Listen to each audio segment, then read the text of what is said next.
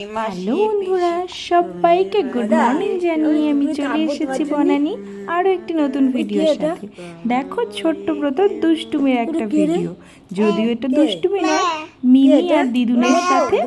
কথা বলা চলছে।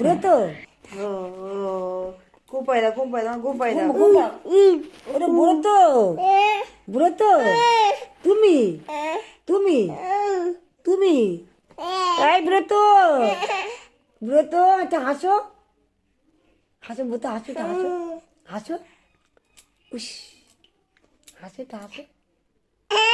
ওই এটা হাসো